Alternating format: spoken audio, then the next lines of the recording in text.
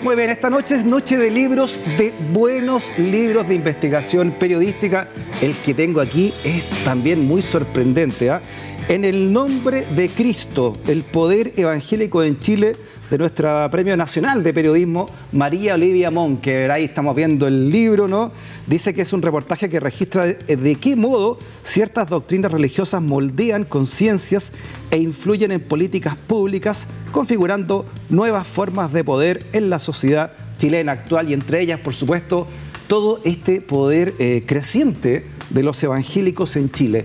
¿En qué consiste? ¿Qué hay detrás de ese poder que va más allá de la fe, según lo que estudió y reportó María Olivia Monkever? Se la preguntamos a ella en el estudio, ¿eh? ¿Cómo está María Olivia? Un placer y un honor tenerla nuevamente en este Living Ciudadano. ¿Cómo estás? Pues, no. Muchas gracias por la invitación.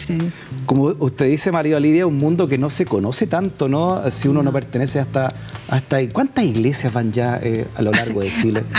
Son muchísimas. Si uno tomara la lista de la iglesia que están registradas en la Subsecretaría de Telecomunicaciones, tienes que son más de 6.000.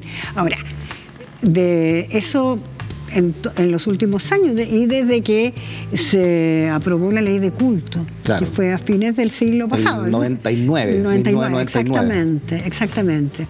Ahora, las que son más numerosas son las del mundo pentecostal.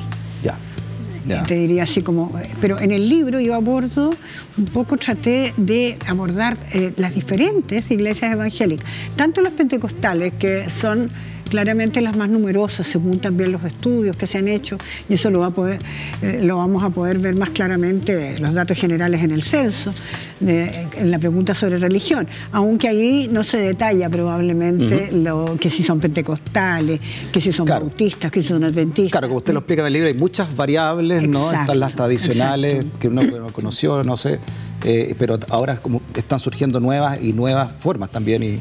Mira, las pentecostales son bastante ya tradicionales en Chile, porque también partieron a comienzo del siglo XX, porque se derivan de los metodistas pentecostales y surgieron las pentecostales. Y después hay también neopentecostales, pero en general, a ver, aquí es un mundo en que no es como en la Iglesia Católica, y eso cuesta a veces entenderlo. No existe un papa, ¿no es cierto? No hay autoridades centrales. No es piramidal. No.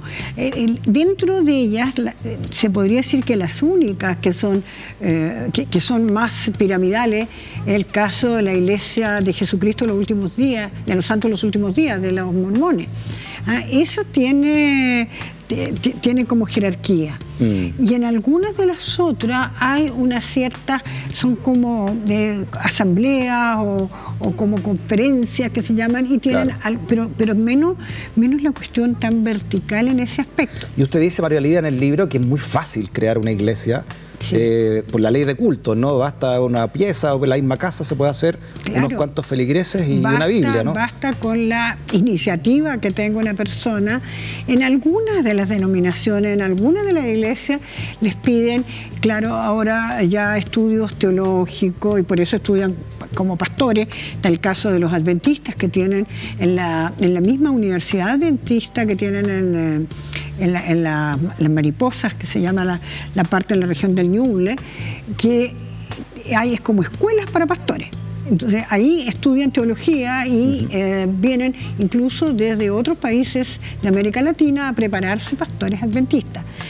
En el caso de los pentecostales tienen menos exigencias, hay menos seminarios, menos... Entonces, una persona que incluso cuando hay discusiones entre ellos, puede instalar la iglesia y hace otra en la casa al lado, puede ser, ¿no? A veces. Y eso ha hecho, disculpe, que haya tanta iglesia, y hoy ya representan casi un 20% de la fe en Chile, según mira, de acuerdo a los estudios, de acuerdo a la encuesta, por ejemplo, de la Universidad Católica, a la encuesta Bicentenario, se habla de un 18% aproximadamente. Como digo, esa es una cifra que esperamos tenerla en el censo, que se hizo el año pasado, porque hace 10 años, en el censo anterior, no se había hecho la pregunta sobre religión.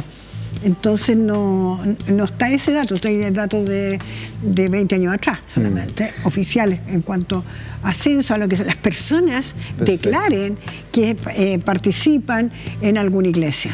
Ahí estamos viendo la catedral, ¿no? En esa, la que tenía la cruz ahí inclinada en JBH. Usted le dio un capítulo especial para ir también entendiendo, María Olivia, el título de su libro, ¿no? El poder evangélico en Chile, y qué significa la dictadura, ¿no? En el ascenso también de este poder reciente. Bueno, veamos una gráfica de lo que usted trae en el libro y lo comentamos, María Olivia. Sí, usted dice que el 14 de diciembre de 1974, un grupo significativo de pastores concurrió al edificio Diego Portales, donde funcionaba la Junta de Gobierno. Allí leyeron una carta de adhesión al régimen firmada por 32 obispos. Calificaron el golpe como, comillas, la respuesta de Dios a la oración de todos los creyentes que ven en el marxismo la fuerza satánica de las tinieblas en su máxima expresión. 2 días después fue inaugurada la iglesia y al año siguiente se efectuó el primer Te Deum evangélico, y continúa en su libro diciendo que la apuesta de Pinochet era clara, y así lo entendieron los firmantes de la carta. El golpe militar de 1973 marcó un quiebre en la manera de aproximarse a la política de gran parte de los pastores evangélicos, en un sentido diferente y más pragmático que lo que había sustentado hasta esa época. Por eso hoy día vemos gran parte de esta iglesia ligada, por ejemplo, a la ultraderecha chilena, según también lo explica su libro. Es que no es la única explicación, porque ocurre que algunas de esas iglesias, incluso de esas firmantes de la carta que tú leías, después se fueron como distanciando.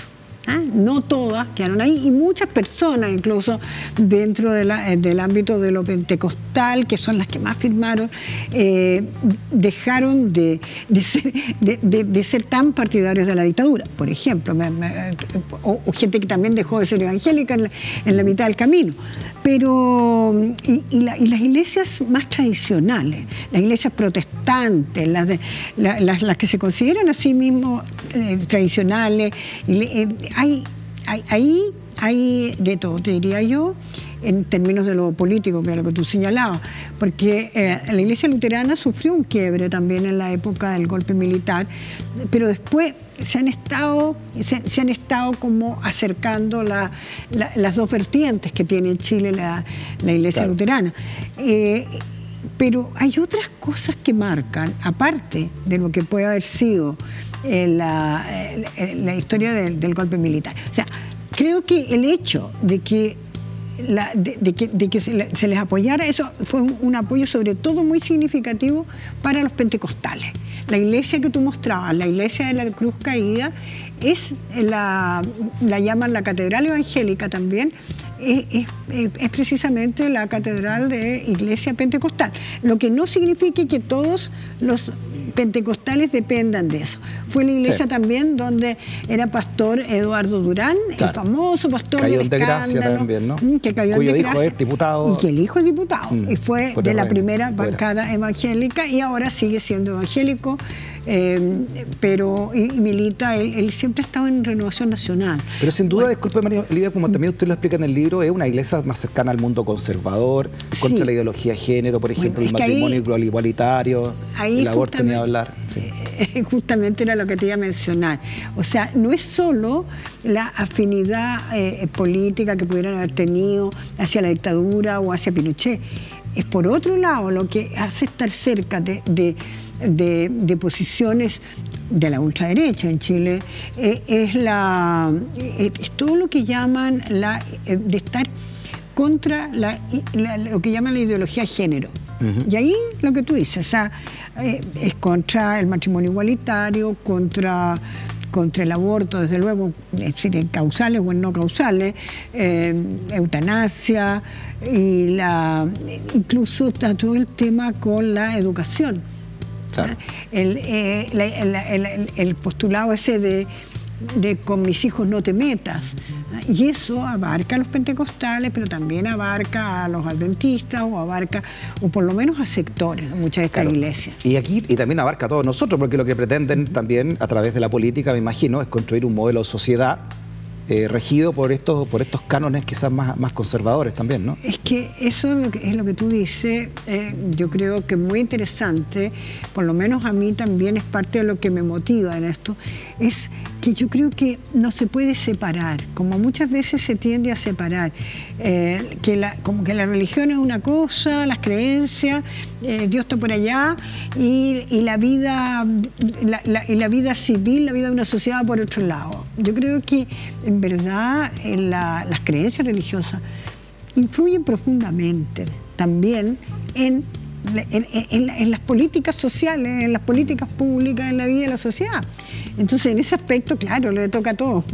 Claro, ¿y cuánto de esto, y usted también lo va a entender en su libro, María Olivia, está orquestado también desde un mundo conservador? No sé, la Deutsche Welle sacó hace poco un reportaje de cómo la CIA estadounidense había orquestado la arremetida de la Iglesia Evangélica en Latinoamérica, ¿no?, para precisamente ir en contra del aspecto más social de la Iglesia, ¿no? Por ejemplo, el artículo yo le decía que los evangélicos llegaron a la región en los años 70, la CIA envió iglesias pentecostales conservadoras para contrarrestar las tendencias católicas que eran consideradas más comunistas, ¿no? Cuando sabemos también cómo se enfrentó la Iglesia Católica al comunismo.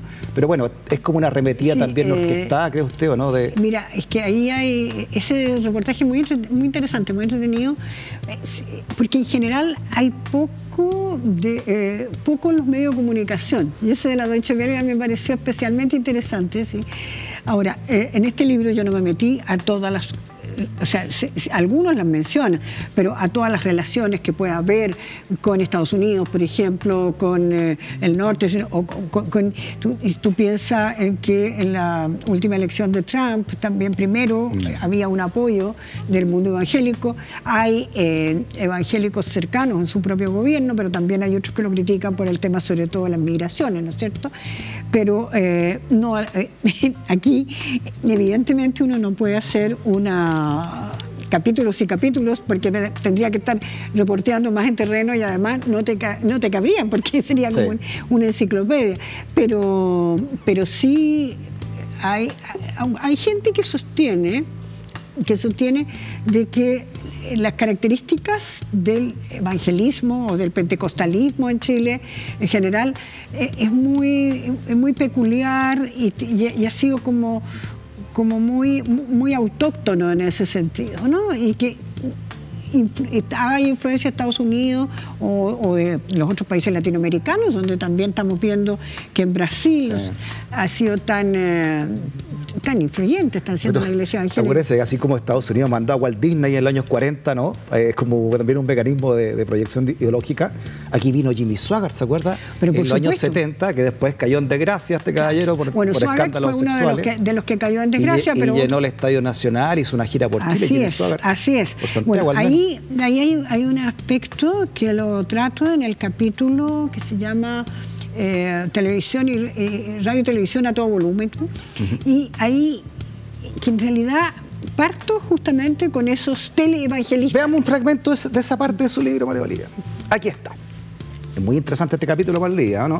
Entre prédicas y cantos, Billy Bunster ha llegado a ser el principal dueño de un verdadero imperio comunicacional evangélico que tiene su sede en el gran terreno de San Joaquín, por el que pagó más de $7 millones. Dio un paso significativo en su ruta como empresario radial en 2020, cuando adquirió el grupo Dial, encabezado por Álvaro Sayé, la tradicional radio Beethoven, que transmitía música clásica. A partir de esa operación, el cantante fundó la emisora Inicia, que empezó a ser escuchada con su mensaje cristiano, y también señala usted que en un tono más tradicional se muestra la programación y oferta de Televisión Nacional Evangélica, TNE, que como su nombre lo indica, tiene algo de institucional. Transmite a través de señal BTR de cable desde 2008. A su vez, Televisión Nuevo Tiempo, actualmente Canal Nuevo Tiempo, tiene presencia por señal abierta en Santiago, Los Ángeles, en fin, ¿no? Y otras más de 130 localidades a través de empresas de cable. Esa es de los adventistas. Claro, increíble el poder, ¿ah? Ahí está. Ahí está Billy. Ahí está Billy. Oiga, 7 millones, se mueve mucho dinero con este del diezmo también, usted lo explica, ¿no? Claro. Que es claro. el 10% de lo que uno gana, se lo da a la iglesia. El 10% de lo que se gana. O sea, es como un impuesto, yo creo que compite con el global complementario, con cualquier impuesto.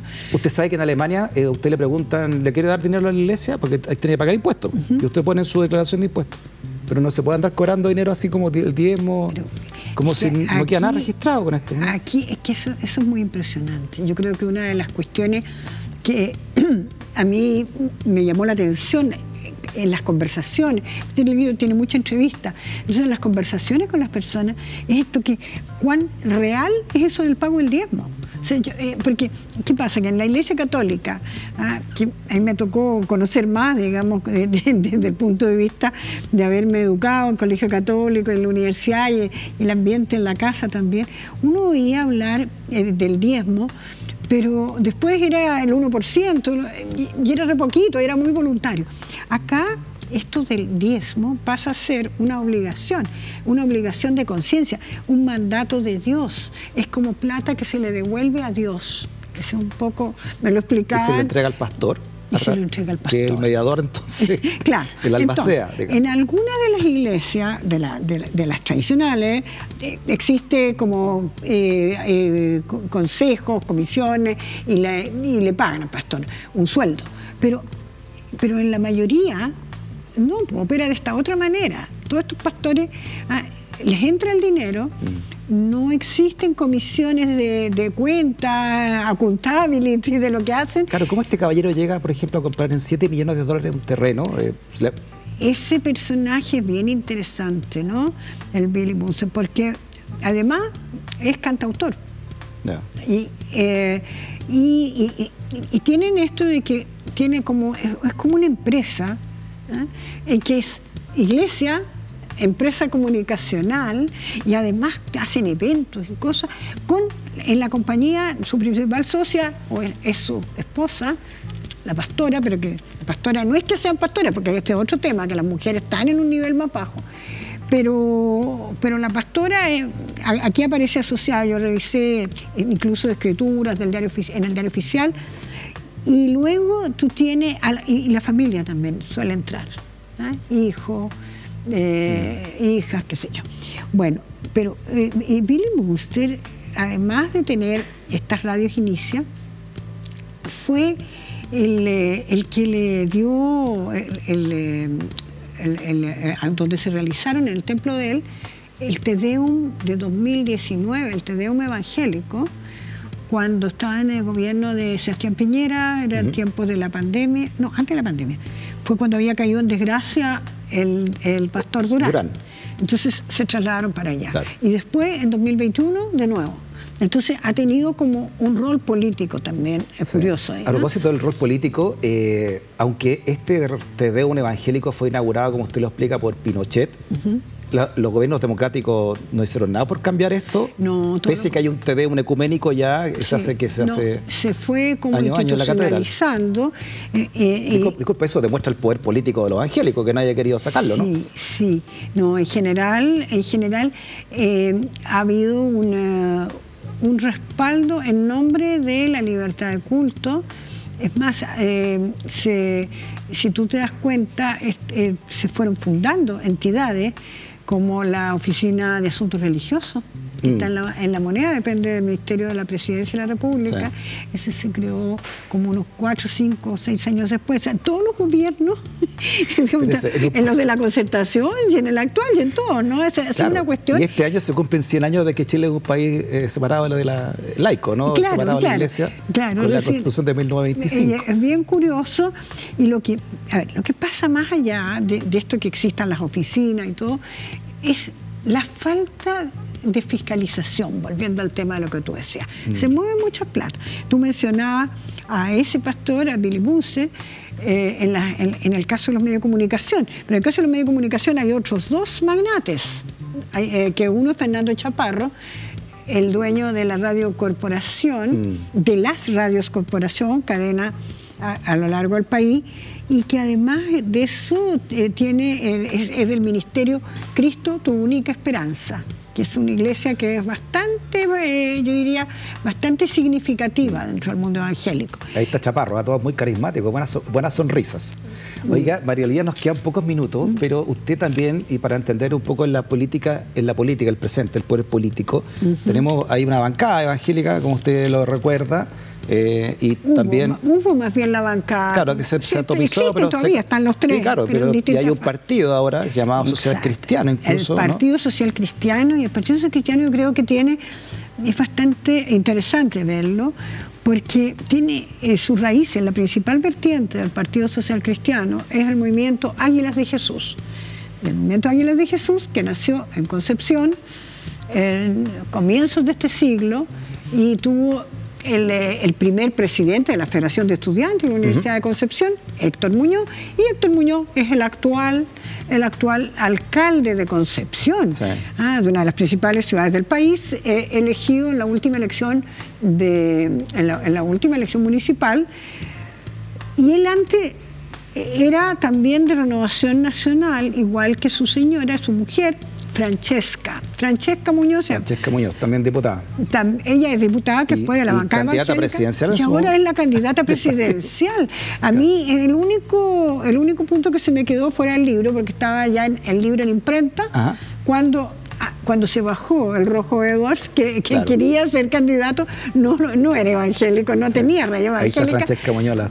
Y Francesca Muñoz, que ha sido, es decir, su discurso, sus carteles, su pañuelo celeste, el otro día en la Junta, cuando era en la cuenta pública del presidente, era una de las que estaba con el pañuelito celeste, y la otra era la presidenta del partido.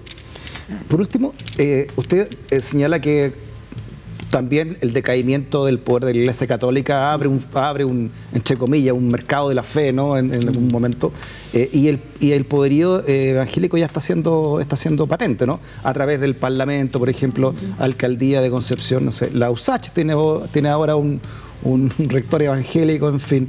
Sí. ¿Cuál es el peligro o no que usted ve en esta arremetida de un poder evangélico que llegue a la política, en fin, de esta manera? Yo no hablaría de peligro, no. Además, creo que son procesos que no son tan rápidos, pero sí que es interesante mirarlo.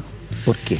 Porque yo creo que en general, y es interesante lo que estamos hablando ahora, porque en general los medios de comunicación y a nivel yo diría, de políticos, de intelectuales, de comentaristas, no se le ha tomado el peso. Entonces, yo creo que lo primero es conocer qué es lo que pasa. Y cuando tú ves que hay tantas iglesias, porque sí, y también es impresionante encontrarte con personas que cuando ya saben de esto, te dicen, mira, yo conozco, o yo fui a una iglesia alguna vez, y entre tanto ha pasado esto que tú señalas de la Iglesia Católica, y que ha pasado varias cosas.